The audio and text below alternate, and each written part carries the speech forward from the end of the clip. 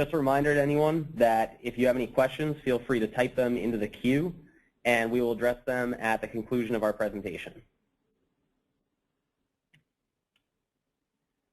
So a quick rundown of what we'll be covering in today's Outlook. We're going to begin with demand factors, including a recap of summer 2014, forecasts for fall 2014, and we'll move into current and forecasted drought conditions as well as El Nino. I'll then pass it off to Talia, who will discuss supply, and Chris will then cover constraints and outages. We'll have a couple slides on the energy imbalance market and the new 15-minute market, and we'll wrap up with any questions you might have.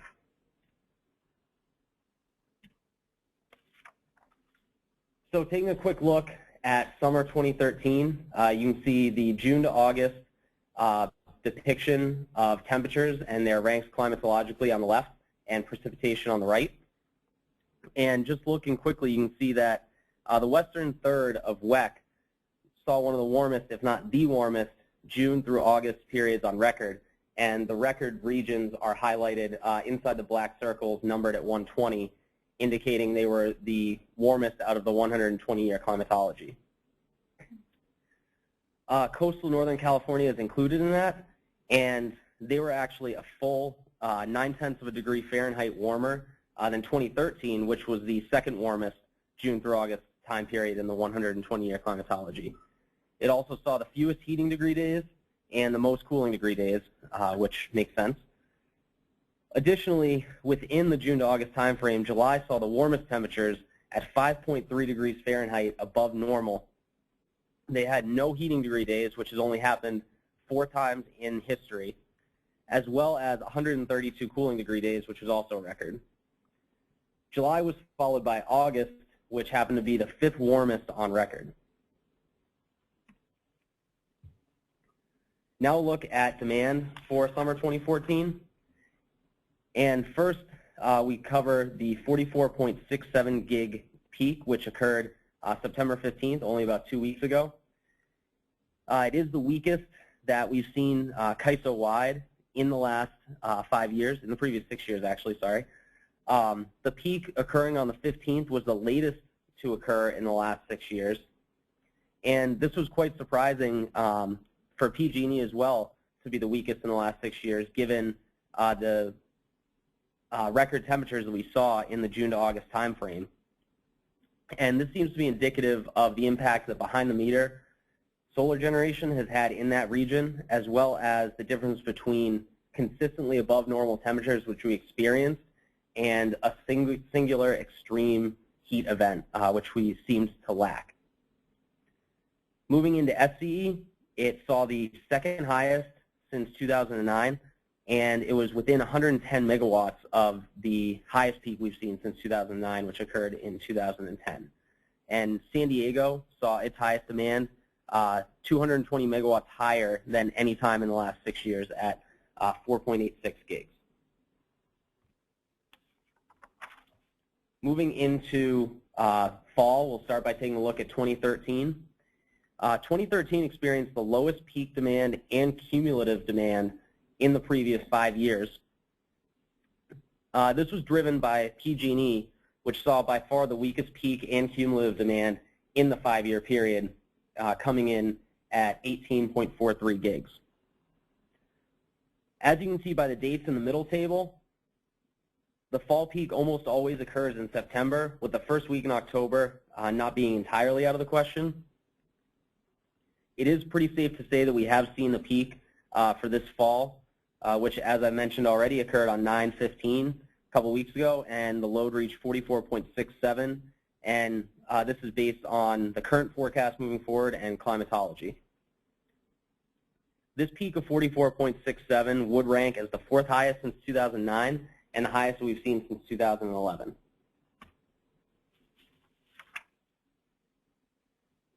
Now a monthly look at the fall 2013 temperatures. All in all, fall 2013 experienced seasonal to slightly above average conditions throughout WEC and California, with the exceptions being northern Arizona, southern Nevada, and southwest Utah.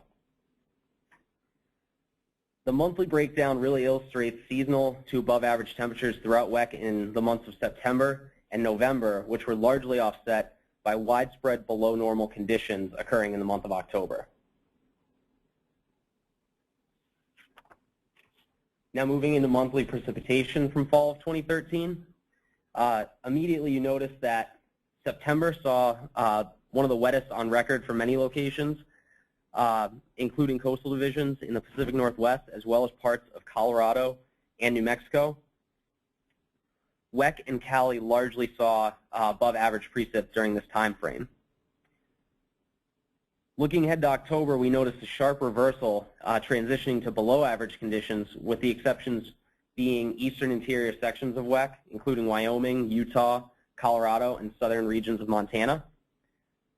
November saw this focus of moisture shift south into Arizona, eastern California, and southern Nevada and Utah, and western New Mexico. Below normal precipitation prevailed in the northern two-thirds of WEC.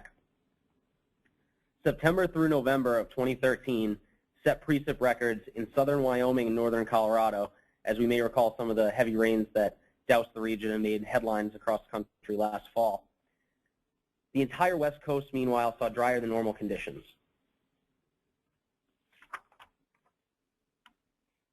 Now recapping drought conditions from fall of 2013. We did notice a significant decrease in drought across WEC, with the three driest regions being D2 through D4 and representing severe, exceptional, or extreme drought, seeing significant improvement. Also, areas experiencing no drought within WEC more than doubled from 13.4% to 26.8%. Focusing in now on California, we noticed an increase in regions experiencing no drought, but saw the area considered an extreme drought, D3 in the table, more than double, and this was primarily centered in central locations of California.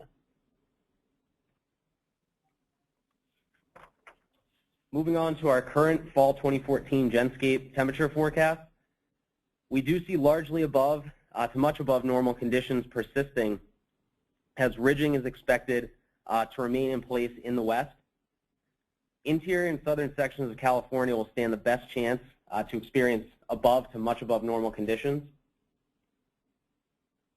Considering eastern third of WEC, we can expect seasonal to even slightly below normal conditions, primarily in northern Colorado, eastern Wyoming, and southern Montana. Breaking this down monthly, with October on the left and November on the right, we notice that cold anomalies are expected to moderate significantly in northeast sections of WEC, less so than previous forecasts due to the pattern favoring less ridging than previously anticipated. California remains seasonal to above normal, with the focus of above normal temperatures shifting from southern areas in the September to October timeframe to more northern and central regions of California in November.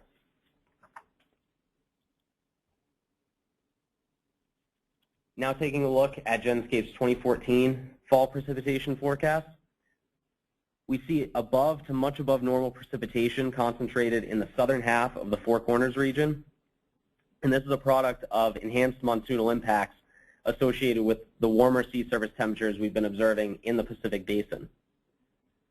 The remainder of WEC can expect seasonal to below normal precipitation through November. Driest conditions will occur in northern California, Oregon, Idaho, western Montana, and most of the state of Washington. Breaking this down monthly, with October on the left and November on the right again, we notice that October and November will continue to see lingering effects of the enhanced monsoon previously discussed. We do observe a drying trend moving into November, with most of WEC seeing seasonal to below normal, with the exceptions being southeastern and northwest sections of the region.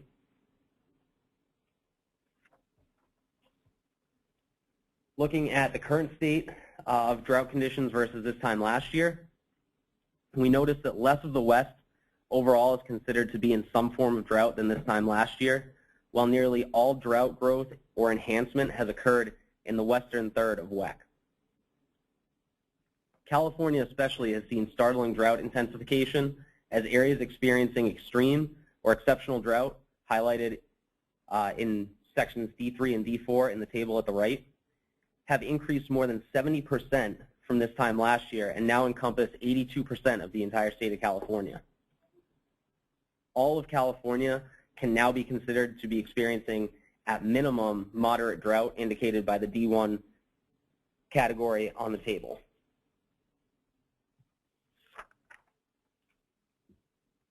Looking at how drought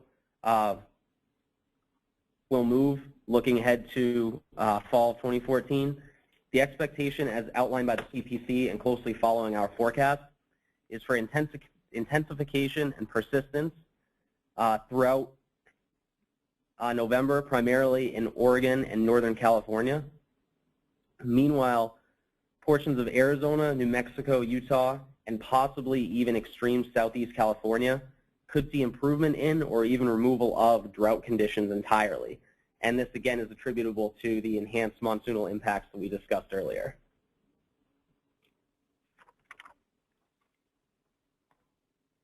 Now taking a look at the El Niño forecast, the expectation remains that El Niño will develop as outlined by the CPC, despite a lower confidence than late spring and early summer, at which time they felt that there was an 80% likelihood it would develop. And as you can see by the bars, it's now down to around 60 or 65%.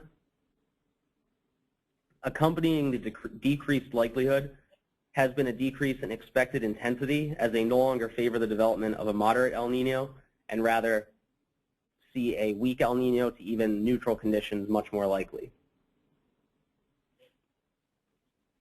That wraps up our look at demand factors, and I will now pass it off to Talia, who will cover CAISO supply. Thanks, Ross. And since the major change in supply has been in renewables, the main focus of this portion of the presentation is going to be on hydro and solar. As Ross mentioned earlier, and as many of you have probably already known, California is in a severe drought. And what we wanted to know was how severe it was in comparison to previous years. So to do this, we took the average of each month for each year and then mapped them against one another, which is what you see on the left graph labeled CAISO Hydro. The green represents this year in comparison to 2013, 2012, and 2011. On the right, we took the average of the past 3 years in comparison to this year. And it's very apparent that California Hydro is not producing the same amount of power as it was in previous years. In fact, on average, each day you were seeing about 700 megawatts less power produced from hydro in California than the previous years. The main takeaway from this slide is that the lack of water in California has brought hydropower to an all-time low, and that not as much power can be produced from hydro, which was a large contributor of the stack in California. To look at this another way, we analyzed the hydro situation looking at the percent of hydropower produced this year versus the 3-year mean. And we did this by dividing this year's hydropower by the 3-year mean. So what you see is that on average in California, there was only about 57% of the power produced then in comparison to the 3-year average. It also shows you that August was the month that produced the least amount of hydropower comparative to the 3-year mean, and that September is a little bit better than August. What you also see is that in August, we had about 58% of total hydropower, which means we were missing about 40% that we had in the previous 3-year mean, just to give an example. Normally, this would be a big concern because hydropower makes up about 8% of the total stack, but the growth of solar has more than compensated the lack of hydro. And in order to prove that previous statement, we compared, we looked at the difference year over year, so 2013 and 2014, and the growth of generation in solar versus the lack of generation in hydro. And we also incorporated wind as well. We took the net change between each. So we looked at the difference between wind and from 2013 to 2014, solar from 2013 to 14, and hydro, and then took the difference and summed them all together. And what you see is the net change. So in April, you see on average each day we were not having about 400 megawatts daily. However, solar has grown exponentially, so much so that even if we took the worst case scenario, which was April, and we applied those conditions to September, we would still be at a net gain of about 400 megawatts.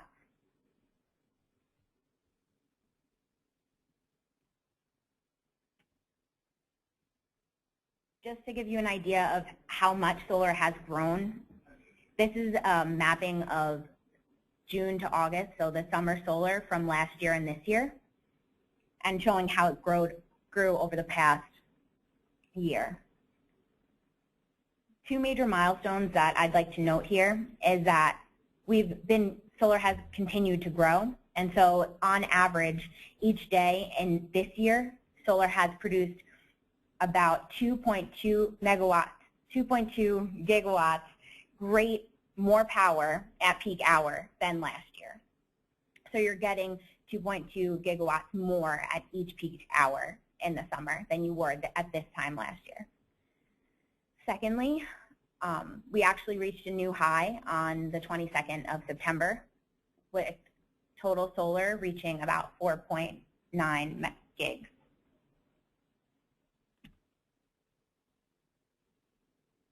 This is showing how solar is expected to continue to grow. We took this from CAISO's interconnection queue, and we mapped out how much was expected to come online.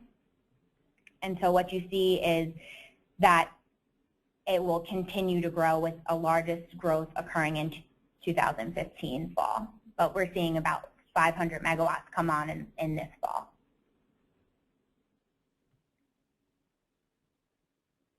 Since solar was so important and we knew that it was going to continue to be very important, we started to develop a model about a year ago. And so what this graph and this shows you is the Genscape CAISO forecast and the real time. We started to use our Power RT monitors to actually monitor solar plants because they were so important. So the gray line represents the forecast made on the 18th for the 22nd of September, and the green line represents the actual real-time solar. Some of the inputs of the model are the time of year, temperature, dew point, humidity, cloud cover, wind direction, wind speed, and precipitation. And we are continuing to monitor and benchmark our current forecast with the real time, just to give you an idea of how important solar is becoming and to keep an eye on this in the stack. With that, I will turn it over to Chris, who will speak about congestion and outages. Thank you, Talia. So let's take a look at day-ahead congestion across the major trading hubs. As you can see here, for the most part, the major hubs have seen very similar levels of MCCs for the previous 4 years, with the exception of SP15, but very impressively PG&E. The reason for SP15's slight departure is I think we were seeing a bit more Bar-Lewis congestion, Bar-Villa Park across the summer than previous years, as well as some congestion in the Big Creek area. But it's, as Talia and both Ross were mentioning earlier, and we're going to continue to harp on this, hydro is another driving force between some of the major changes seen this summer versus previous summers. Hydro is down about 60% this year versus the previous 3-year average, and that includes a 36% decrease from 2011 to 2012, and a 10% decrease in generation from 2012 to 2013.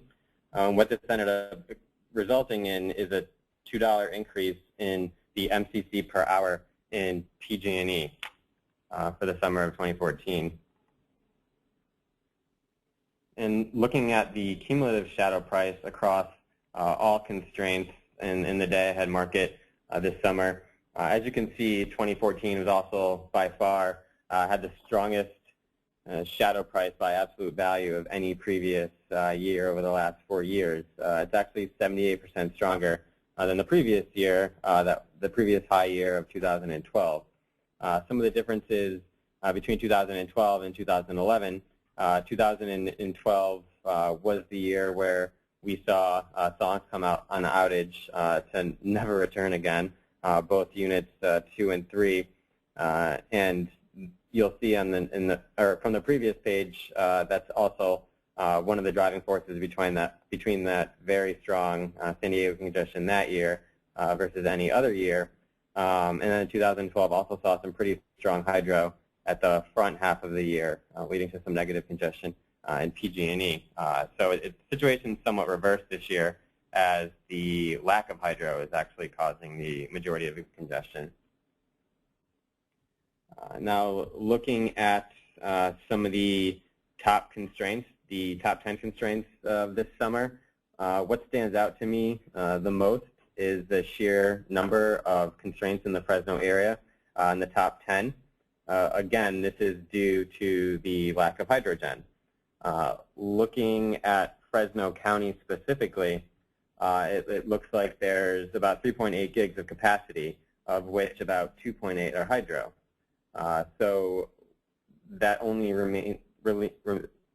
results in about a gig left of thermal generation, of which about 700 megawatts are peakers. So what that tells me is if there isn't any hydro generation, it's going to be very expensive to serve that load, and we've been seeing that this year.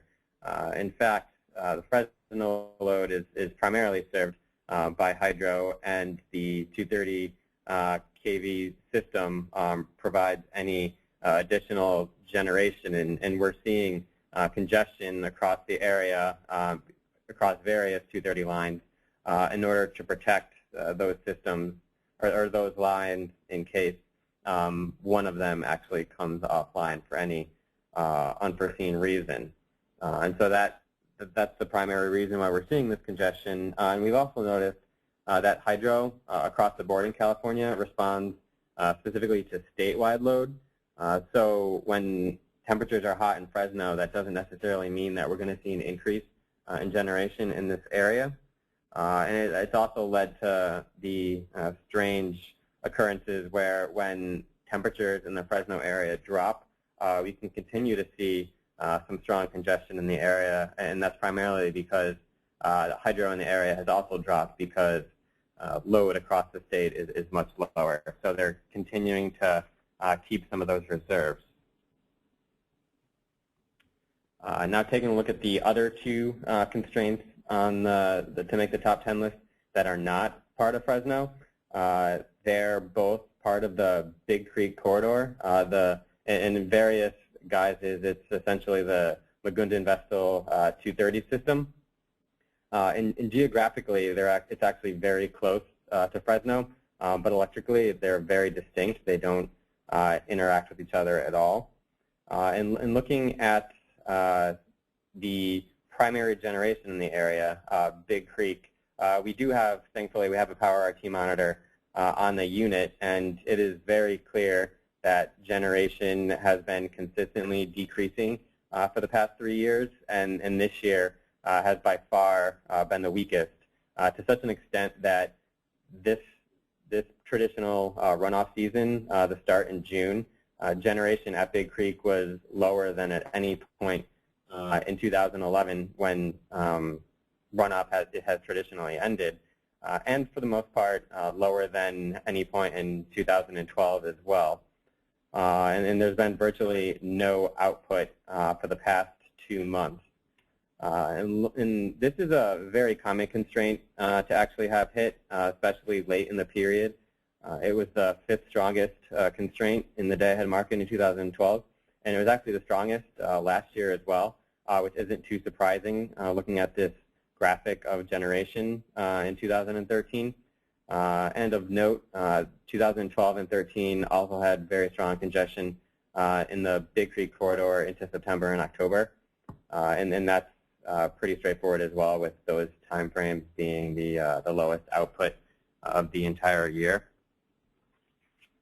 Now for a quick recap on the real-time for 2011 through 2013 congestion, and then for this year we looked at the FMM market. But the output is very similar to what we saw in the day-ahead market.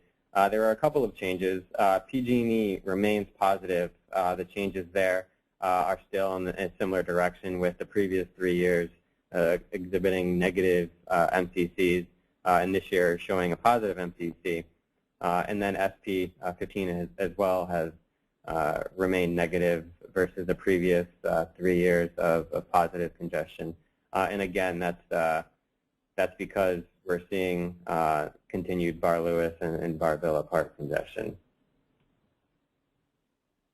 Again, this year in the FMM market, total absolute value shadow prices across all of the constraints are the highest seen in the previous 3 years.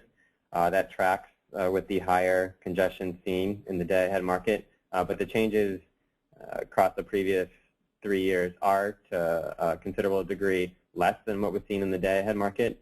It was about 17% stronger than the next highest year was 2013. And just to reiterate, 2012, big jump did occur because of the song's unit outages. And looking at the overall trend in real-time congestion, one of the major factors as well has been since the inception of MRTU in general, but especially over the past couple of years, the use of exceptional dispatch has gone down. So we're seeing a much truer market in the form of constraints, and that has continued through this year. But again, the lack of hydro is overall the driving force. And just to reiterate, the top 10 constraints seen in the FMM market this year, very similar to day ahead. I believe it looks like 6 of the top 10 are in the Fresno area, and then the 2 more are again Big Creek Vestal or in the Big Creek corridor area. The major differences, we're seeing some congestion in the San Diego area and Sextat Mission. And it's not that unheard of, considering it was the 16th highest constraint seen in the day-ahead market. What basically happens here is there's a lot of upside seen in the Mission area of San Diego, which is basically central, very central San Diego. And it's a lot of downside to the southern portions with Otay Mesa and imports from both Mexico and the PV North EO line, seeing a lot of downside.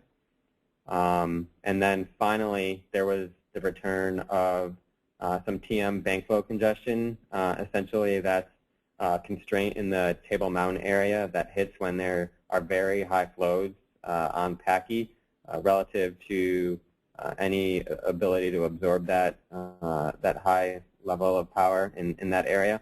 And it was the 11th highest constraint in DAM, so it just missed out on making the top 10 list.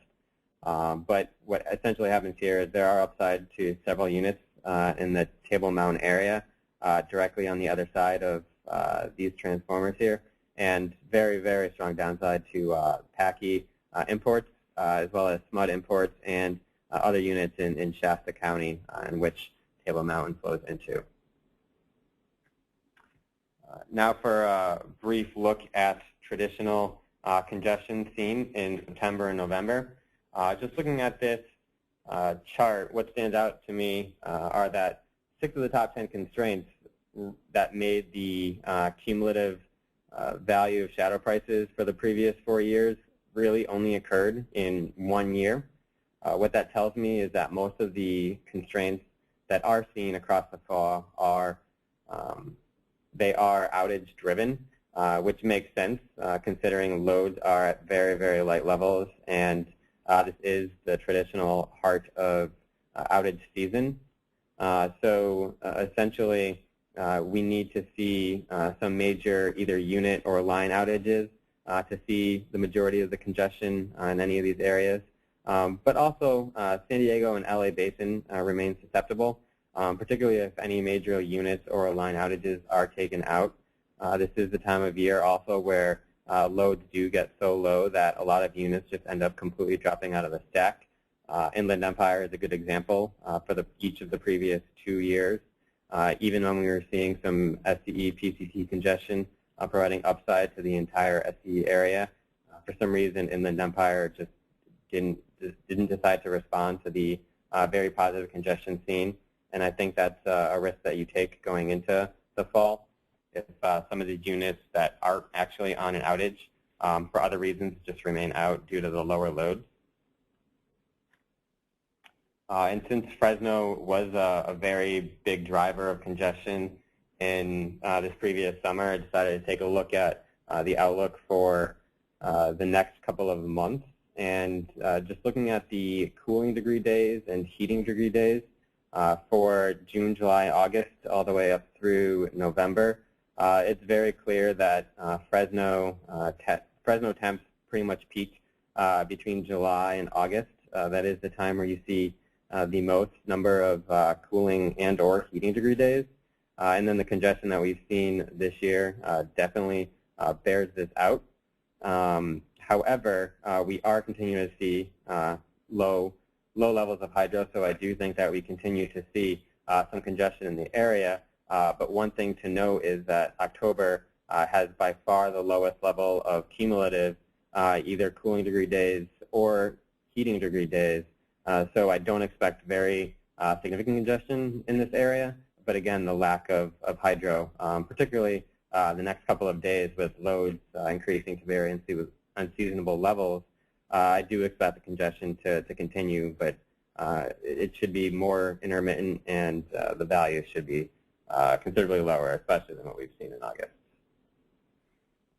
Now let's take a look at some of the key outages for this fall. There aren't very many, considering the CAISO outages aren't that forward-looking, only a couple of days in terms of transmission. And as far as unit outages go, they are very instructive, but oftentimes they don't exactly line up. So just getting an overall picture of what the stack will look like in the next couple of months. PV out in Arizona, that unit is expected to come out in about a week or a week and a half. And it's not going to have a very large impact on the market overall. We do expect a slight decrease in PV flows, but if you take a look to the right, that Hassayampa Hoodoo Wash outage, that's actually a much bigger deal in terms of power flows from Arizona to California. That's the southern portion of the PV outage, the PV intertie. So it's actually very good that one of the nuclear units is coming out around that time to decrease the pressure seen across that intertie. But also, I wouldn't be surprised if we saw some considerable congestion on some surrounding constraints, particularly Lugo-Victorville, as a result of power flows being diverted farther north across the northern PV, essentially PV diverse part of the PV intertie. Second on the unit list, Diablo Canyon is expected to have an outage. I think that's this Sunday. It's essentially going to result in the loss of the largest source of cheap generation in the state. That's going to play a pretty big role, especially as we see temperatures in Sunday still remaining very high for this time of year. But congestion-wise, it shouldn't really play any role whatsoever. Now, a big concern with regards to congestion is the high desert unit outage for about a week and a half starting in November. With high levels of imports on PV and past 26 potentially at that time, we could see some Lugo-Victorville congestion. High desert is by far the most effective unit at relieving any form of this constraint. And so depending on the constraint cause, that is upside SP or upside NP with varying degrees of magnitude, again, depending on the constraint cause. But regardless of that, high desert sees upside in every instance of this congestion. So that unit being out is going to be a pretty big loss. And then finally, Otay Mesa, very important unit for San Diego power. It's by far the most its effectiveness is the most prevalent with regards to the TL230S overload, which is upside much of San Diego. But conversely, Otay Mesa also exacerbates a lot of other congestion seen in San Diego because of its location right on the Mexico border. A lot of the load seen in San Diego is much farther north, so we continue to see positive congestion around the San Luis Rey, Double Tap Friars, even Mission area, and Otay Mesa is quite a bit away from that. So depending on the construction of the stack in San Diego, Otay Mesa being out during low load periods might actually be a blessing. And then finally, there are a couple other units scheduled for outages seen below. Their primary impacts are going to be with regards to Blythe. It actually could decrease congestion because we do have that Devers Mirage line outage, and Blythe pushes against that, as well as some Julian Hines Mirage congestion that we've seen at this time of year due to temporary outages. And then the other 5, give or take, are all units in Northern California, and they'll simply raise the cost of energy in the state. Not really a huge deal in terms of congestion. Finally, one of the major changes to the CAISO markets this year is the implementation of the energy imbalance market.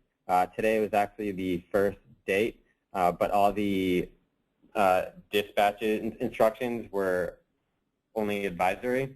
It's not until November 1st where the dispatch instructions become binding and settlements actually begin. And this year, it's strictly between CAISO and Pacificor, with the plans for Nevada Energy to join in 2015. There are a couple of benefits that we are expected to see, and CAISO has pushed these benefits pretty hard. I would say probably one of the most important ones is the increase in the pool of resources, which are expected to handle any deviations in terms of renewable resources. The increased footprint is expected to lead to increased ability to be able to deal with any of these deviations, as, say, increases in wind in California aren't expected to coincide with increases in wind in Colorado. So in theory, at that point in time, any increased generation in California can serve load in Colorado. I know typically it's the other way around, and that is most likely how it's going to end up playing out. But also any loss of generation in either of these areas, any deviations, can also be made up for increased generation elsewhere. An important thing to note is this only applies to the real-time market. So anything seen in the day ahead is going to remain essentially the same. And CAISO, as always, has retained the ability to suspend or alter parts of these of this market if they see things going on that were unanticipated. And some of the examples that they gave are limiting the pool of resources to certain types and to freeze transfers between various balancing authorities.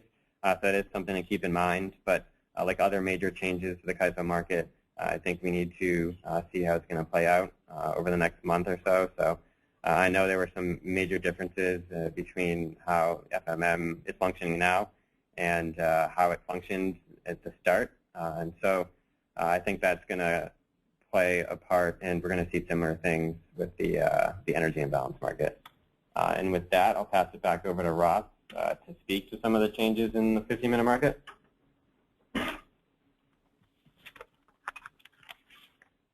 Thank you, Chris.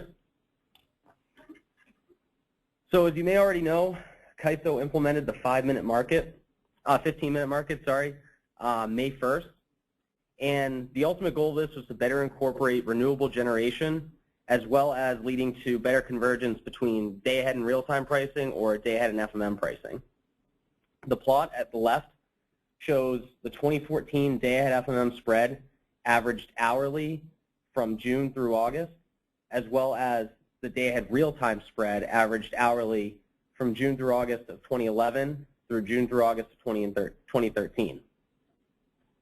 The bars on the plot indicate the change in day-ahead FMM spread from the change in average day-ahead real-time spread from 2011 through 2013. As you can see, as indicated in the table at the right in the first column, any hours outlined in bold, 14 hours showed improved convergence since the implementation of the FMM on May 1st. Most of these occurred in the early portion of the on-peak period.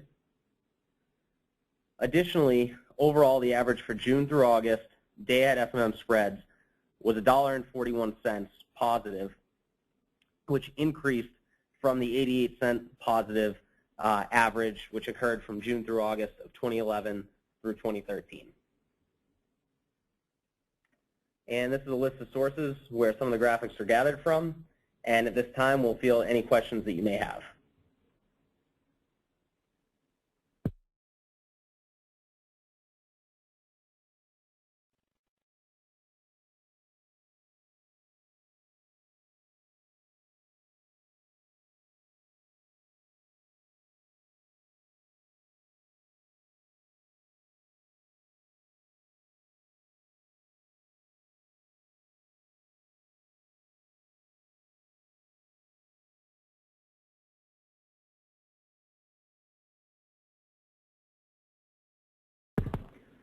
So the first question we have is, do you have monitors on any other plants aside from SEGs? And we're going to go ahead and let Tally answer this one. Yes, we do is the answer to that. Currently, we are monitoring also Solana, and we also have Mojave. Once that comes on the grid, we'll be able to see the generation.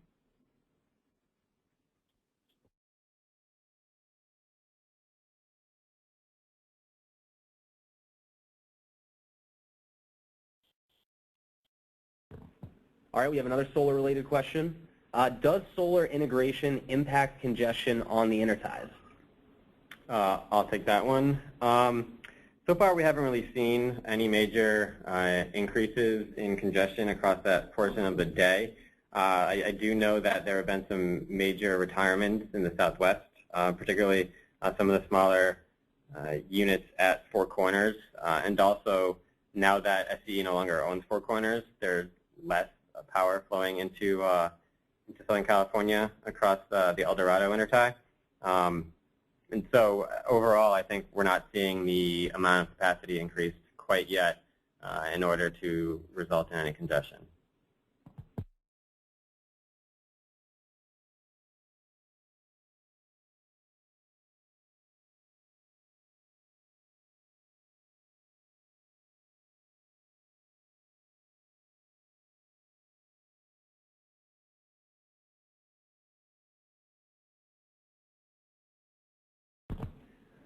All right, the last question we have pertaining to hydro in Fresno area.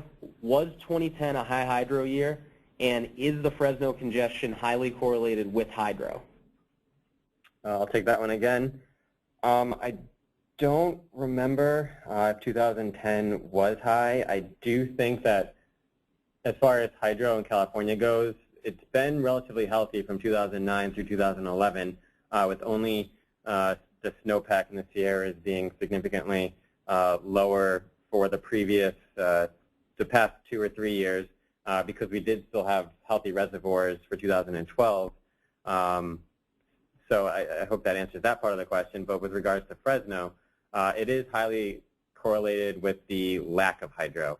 So I know that runoff season is typically seen as a time of high levels of congestion in PG&E. Associated with runoff, and what that ends up happening or causing is some pretty negative congestion at some of these plants and in some of these more localized areas without a lot of load to serve.